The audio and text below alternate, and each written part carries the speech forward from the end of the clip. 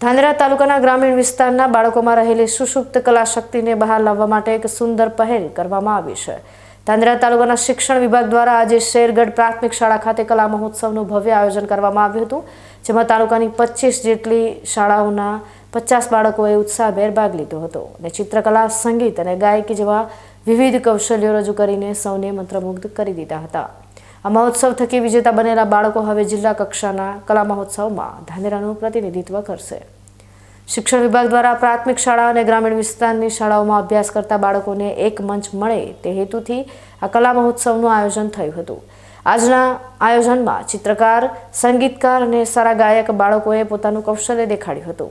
તેમાં પણ ખાસ કરીને સંગીત વાદક અને લોકગીત ગાતા બાળકોએ આખા માહોલને સંગીતમય બનાવી દીધો હતો। આ મહોત્સવ એ વાત સાબિત કરે છે કે ગ્રામીણ વિસ્તારની દીકરીઓ અને દીકરીઓમાં પણ કલા અને સંગીતનો અદ્ભુત વારસો છુપાયેલો છે। આ કલા મહોત્સવમાં પોતાના ગાયનથી સૌને પ્રભાવિત કરનાર મોટા મેડા પ્રાથમિક શાળામાં ધોરણ 7માં અભ્યાસ કરતી નાનકડી લોકગાયિકા દીકરીને સાંભળીએ।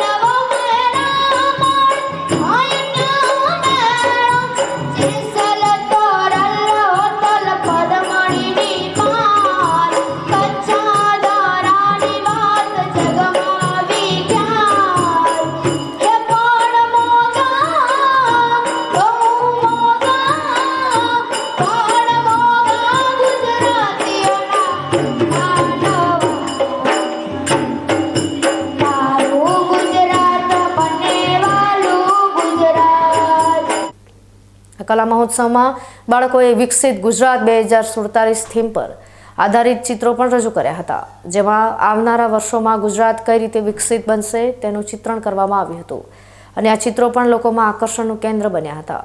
અલગ અલગ વિભાગમાં પ્રથમ, બીજો અને ત્રીજો નંબર મેળવનાર બાળકોને રોકડ રકમ આપીને તેમને પ્રોત્સાહિત કરવામાં આવ્યા હતા। ધાનેરા BRC અને વિવિધ શાળાઓમાંથી આવેલા શિક્ષકોએ નિર્ણાયક તરીકેની ફરજ બજાવી હતી।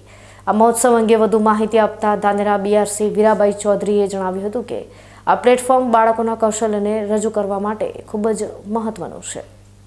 રોજ શેરગઢ અનુપમ કેન્દ્ર શાળા ખાતે ધાનેરા તાલુકા કક્ષાના કલા ઉત્સવની ઉજવણી આજે કરવામાં આવી।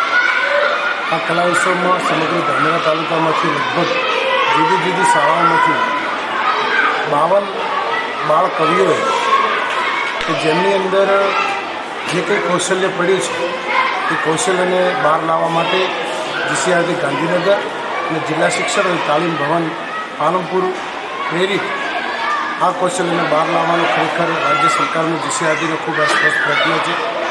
બાળકોની અંદર જે છુપાયેલી જે કંઈ કૌશલ્યની કૃતિઓ છે એ આવા કલા ઉત્સવ થકી બહાર આવતા હોય છે। છુપ્યા રૂપે કેટલી બાળકોની અંદર કેટલી શક્તિઓ પડેલી છે શિક્ષણ સિવાય, એમના દ્વારા આ સ્ટેજ બાળકોને પૂરું પાડતા આગળ જતાં તે મહાન મોટા કલાકારો પણ બની શકે છે। આ કાર્યક્રમનો આ મુખ્ય હેતુ છે અને આ વખતની કલા ઉત્સવની મુખ્ય થીમ હતી વિકસિત ગુજરાત 2047। કલા મહોત્સવનું આયોજન સ્પષ્ટ દર્શાવે છે કે શિક્ષણ વિભાગ હવે માત્ર પુસ્તકીય જ્ઞાન પૂરતું સીમિત નથી, પરંતુ બાળકોના સર્વાંગી વિકાસ માટે પણ ગંભીર છે। ગ્રામીણ પ્રતિભાઓને યોગ્ય મંચ આપીને પ્રોત્સાહિત કરવાનો આ પ્રયાસ ખરેખર સરાહનીય છે। આનાથી બાળકોમાં આત્મવિશ્વાસ વધશે અને તેઓ ભવિષ્યમાં રાજ્ય અને રાષ્ટ્ર કક્ષાએ પોતાની કલાનું પ્રદર્શન કરી શકશે।